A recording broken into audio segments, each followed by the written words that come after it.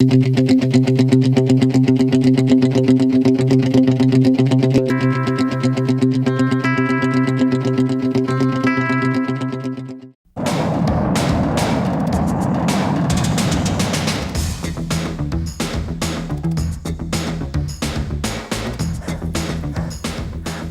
this is not going to be a usual UPS video, and I'm not your usual actor. My name is Richard Todd, and I'm an actual UPS employee. And I'm in a hurry because I'm going to 4 different UPS locations where something really exciting is happening. So come on. Gate 400?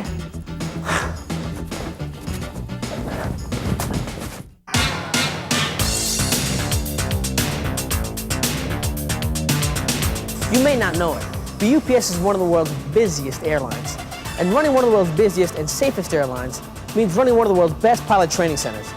If this flight simulator goes down, our critical pilot training schedule gets delayed. It's as simple as that. In the beginning, it's like everybody's all tensed and tight and not really wanting to say anything. But then after you get to talking with everyone, everybody's loose and communicating and finding out different ways of doing different things.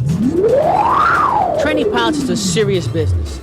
The core group here at the UPS Louisville Training Center helped this process by reducing simulator downtime. They did it by critically defining the problem and then measuring the success of their solutions.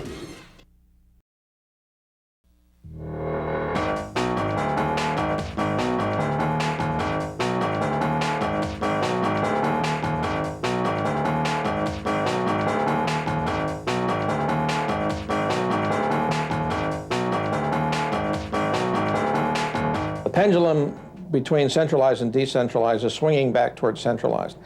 And a couple of things have made that happen. One is the increasing networking speeds that allow us to consolidate. Machines like System 390, where you have very reliable systems that run 99.9% of the time, provide an environment that gives people confidence that when their applications come back to the central IBM mainframe location, they're going to run, and they're going to run well because the System 390 architecture provides that. I think it's important to emphasize that the state of Nebraska is a very large state, and it's very rural. And there are a large number of school districts throughout the state, so that it's quite a diverse population that really is difficult to get access to. So our first task is to really create the infrastructure to allow us to not only wire all of the campuses together, but then to be able to deliver the coursework we create to anybody, any place, at any time within the state of Nebraska. It seems to me the best way to do that is to incorporate mainframe computing. And so we have become strong supporters of the System 390 opportunities that IBM's mainframe offers. And when you couple that with the proposed use of Linux as an operating system, I think the potential is enormous. Welcome to the new KO Office. KO Office continues to provide the Coca-Cola Company with state-of-the-art desktop technology. This new KO Office allows us to take full advantage of current and emerging technology. In this video, you'll see many of the new features and enhancements included on your new desktop. A self-paced training CD is available for step-by-step instructions on these features, as well as others on KO Office applications. At the end of this video, you'll learn about other resources for learning how to use KO Office. And you will learn how to win a great prize. Now, to find out more about KO Office, let's tune into A Better Way to Work on KO TV. Let's join our host, KO. Now let's test your knowledge of some of the Word, Excel, and PowerPoint enhancements in Office XP. Question: what are 3 features that are sure to increase your productivity in Word, Excel, and PowerPoint? Smart menus, smart tags, and task panes, such as the Office Clipboard task pane. Excellent! You've named 3 of my favorites. Let's take a look at these exciting new features. Smart menus adapt to the way you work and are one of the enhancements that you can personalize. They display only recently used commands. For example, if you regularly use only 2 or 3 commands on a menu, only those items will appear when you access it. The system has improved traceability of metal when you're producing 100 million pounds of metal a month. and a common unit of measure is 35,000 pounds, you don't make any small errors. Major problems that we have encountered from an environmental standpoint, it's very hot, it's very dusty. A number of the terminals are on vehicles. The floors, there are a lot of railroad tracks built into the floors. They're rough, so there's a lot of vibration on the vehicles. So it's a difficult RF environment to cover, particularly when you're talking about covering 14 million square feet. We put in a factory backbone RF system which covered the entire plant, initially knowing that we'd only have 10 or 15 or 20 terminals, but as other applications and other areas that were covered came online, then really all we had to do was buy additional terminal capacity. We chose LXE after doing an analysis of just about all of the radio terminal vendors out there in the marketplace. Because of the complexity of the system, because of the kind of environment we have in the area that we had to cover, the evaluation pretty much narrowed it down to LXE is the only vendor that we felt comfortable with as far as coverage and reliability. Our average uptime now is somewhere around 99.987%, give or take a few points. Remember when there was one place to go for all the information you needed to do all your homework. Remember the excitement of finding just what you needed when you needed it. Remember how the World Book made learning fun? Well, the World Book is back, and it's got a new attitude. The world's best learning encyclopedia is now ready for your computer. And thanks to IBM, it combines the latest in interactive technology with World Book's famous commitment to curriculum-based information.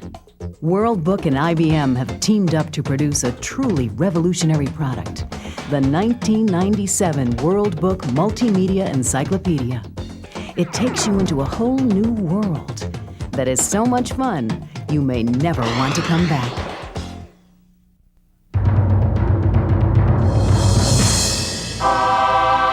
For I dipped into the future far as human eye could see, saw the vision of the world and all the wonders that be, saw the heavens fill with commerce, argosies of magic sails, pilots of the purple twilight dropping down with costly bales.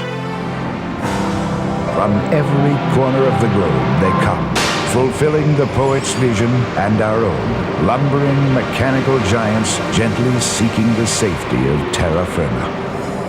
And Hartsfield International Airport contributes to this global vision with nearly 1,800 aircraft landing on its runways every day. That's one plane every 51 seconds, well over 500,000 planes a year. Imagine the entire population of Tokyo, plus the populations of London, Paris, Mexico City, New York, Los Angeles, Berlin, and Rome. That's how many people take off and land at Atlanta's airport each year. More people than pass through Orly Airport in Paris, and twice as many as pass through the airport in Rome.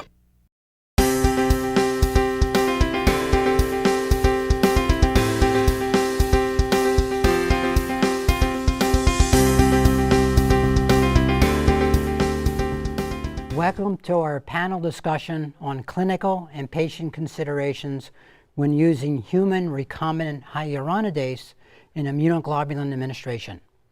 Hello, I am Dr. Mark Ballo. I will be moderating today's clinical commentary.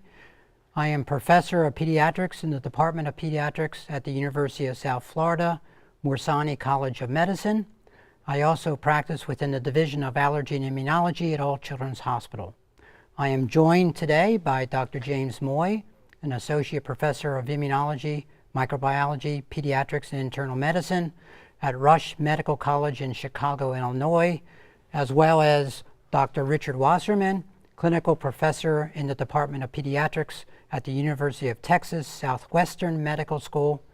We will have a lively discussion planned with an end goal that after you participate in this activity, you will be able to develop strategies for individualizing subcutaneous immunoglobulin dosing, develop strategies to help mitigate injection site reactions and adverse events in patients administering subcutaneous immunoglobulin injections, and describe new delivery methodologies for immunoglobulin. This activity is also accompanied by a downloadable patient education piece. Learners are encouraged to access the piece and the web links and share them with their patients.